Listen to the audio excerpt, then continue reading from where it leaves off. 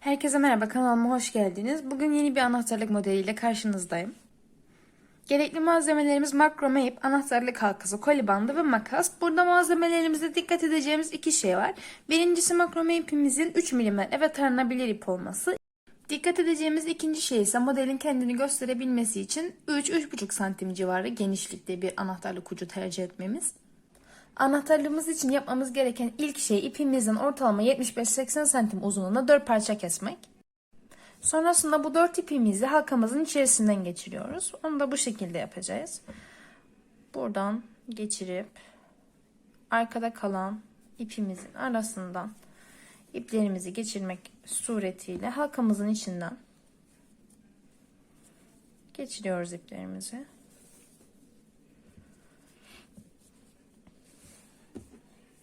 Burada önemli olan şey iplerimizin yönlerinin aynı tarafa doğru bakması. En sonunda göstereceğim zaten önünün arkasını size.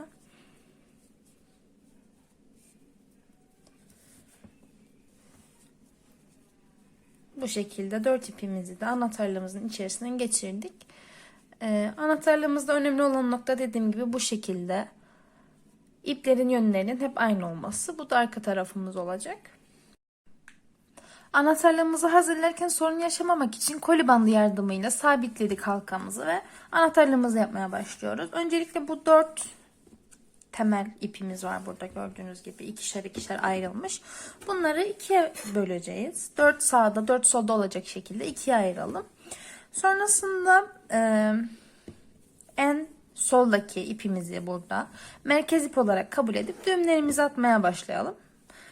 Düğümlerimizi de bu şekilde atıyoruz. Altından getirdik, üstten attık ve ipimizin arasından geçirdik.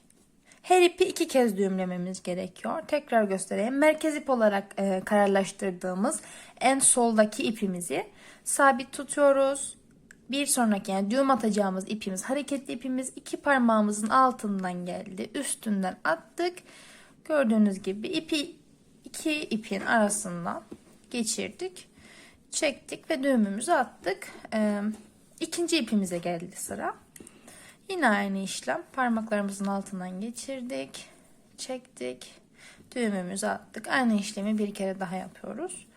Burada merkez ip olarak karar verdiğimiz ipimizi sağa doğru çekerek ipimize yön veriyoruz. Bu önemli. İpimizin sağa doğru çekilmiş olması modelimizi ortaya çıkartırken önemli bir unsur olacak. Evet. İlk sıra düğümlerimizi attık. Aynı şekilde bu sefer yine bu sağdaki iplerimizden en başta olanı merkez ip olarak seçtik ve bir kez daha düğüm atıyoruz bu iplere. Bu şekilde. İkinci ipime geçtim. Burada biraz gevşek bırakıyoruz bu ipi. Sıkmıyoruz ki modelimiz güzel gözüksün en sonunda. Üçüncü ipimizi de düğümledik. Gördüğünüz gibi burada uzunca bir ip bırakmamız gerekiyor aradaki boşluğu. Ve çektik. Üçüncü kez aynı düğümleri atıyoruz. 4 ipimiz var. 4 ipimiz için 4 kez aynı işlemi yapacağız aslında. Her seferinde bir ipimiz başa gelecek. Ve düğümlerimizi atmış olacağız. Üçüncü sırayı da bitirdim. Dördüncü ve son sıramın düğümlerini atıyorum şimdi. Bu şekilde. Birinci düğümümüz daha sıkı, daha bir önceki düğüme yakın olacak şekilde. İkincimizde biraz daha boşluk bırakıyoruz arada. Gördüğünüz gibi bu şekilde. Üçüncümüz ise diğer iplerimizden daha bol oluyor. Bu şekilde. Sağ tarafın düğümlerini bitirdik. Şimdi sıra soldaki iplerimize geldi. Soldaki iplerimizin en içte olanını birinci sıra düğümlerimiz için merkez ip olarak kararlaştırdık. Düğümlerimizi atıyoruz. Yine aynı şekilde merkez ipimizi üstte tutuyoruz. Düğüm atacak ipimiz alttan geldi. İki ipin arasından çektik düğümümüzü.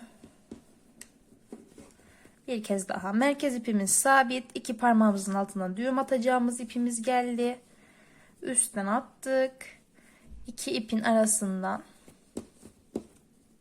çekiyoruz ipimizi bu şekilde. İkinci sıra düğümlere geldi sıra. Bu sefer merkez ipim yine en içte olanım olacak. Düğümlerimi atıyorum. Her ip için yine 2 düğüm atmamız gerekiyor burada da.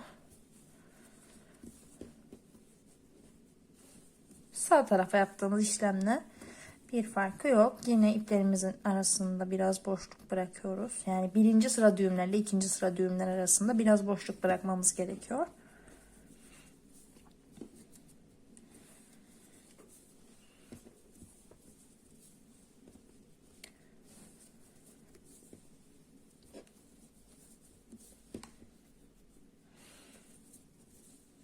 Üçüncü sıra düğümlerimiz de bitti. Dördüncü sıra için düğümlerimize başladık. Her ipimiz için yine ikişer tane düğüm atıyoruz. Attık. Yine biraz boşluk bırakarak düğümlerimizi tamamladık. İpimizin örümü bittikten sonra son bir bitiş düğümü atmamız gerekiyor. Şeklimizi vermek için. O da şöyle göstereyim. Soldaki ipimizi sabit tutup sağdaki ipimizi alttan getirip parmaklarımızın üzerine atıp iki ipin arasından geçirdikten sonra diğer ipler altta kalacak şekilde bir düğüm atıyoruz. Sonra aynı işlemi bir kere daha yapıyoruz. Ve aslında anahtarlığımıza şeklini kazandırmış oluyoruz bu bitirici düğümlerle.